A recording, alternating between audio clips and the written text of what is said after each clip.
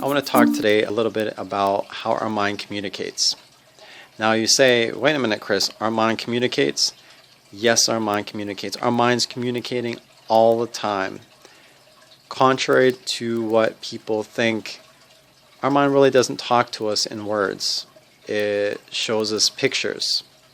And it's what we learn how to communicate what's in our mind that some people get confused and think, well, that's ridiculous. My mind thinks in words. I think these thoughts. Well, if you stop and observe, it's not the words that you're thinking, it's a picture. And language is simply a means of communicating that picture. You sit down, you take a test.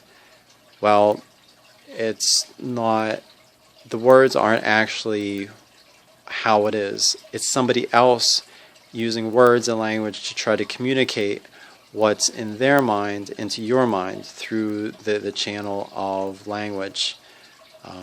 Channel of language as the communication.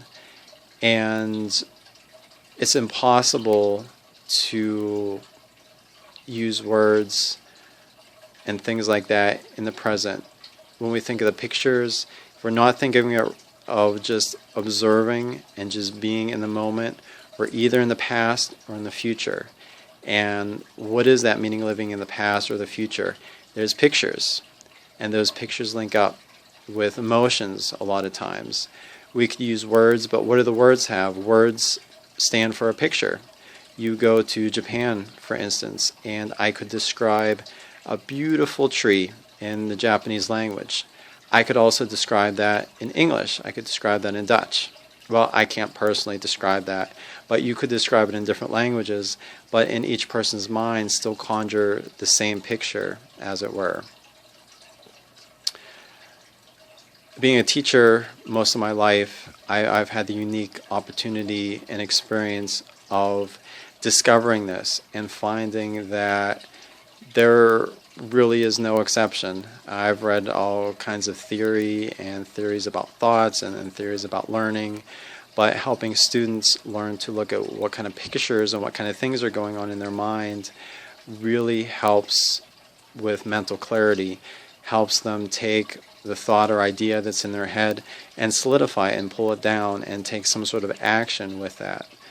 For instance, at one point I was teaching an anatomy and physiology class, and there was a guy, I believe he was in his 50s, and he said he never really wrote too much of anything that made sense before.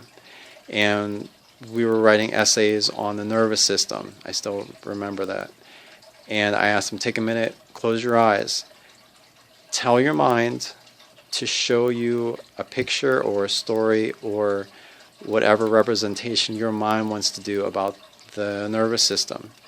So what happened after that, all of a sudden he started explaining these images and these pathways of light transferring information, and there's these major centers of communication and the different pathways depending on what they were transferring look different. And basically he described the whole entire nervous system in metaphor, but also, and this was the first time I personally experienced this with a student, is his mind automatically arranged it in a logical sense. And see, our mind knows what's going on, and it's us, it's the thoughts and the words living in the past, living in the future that get in the way.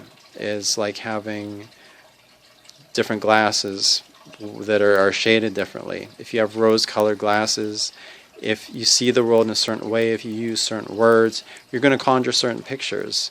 If you have cloudy glasses, you're going to see the world kind of slanted or colored by that.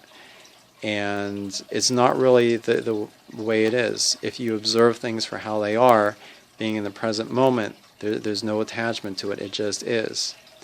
It's the pictures and the body and the physical associations and the emotional associations that get linked up that help create our experience in life. And I found ultimately, if you start working with your mind, if you start communicating with your mind in its language, your mind will start communicating with you, and life just flows a lot easier that way.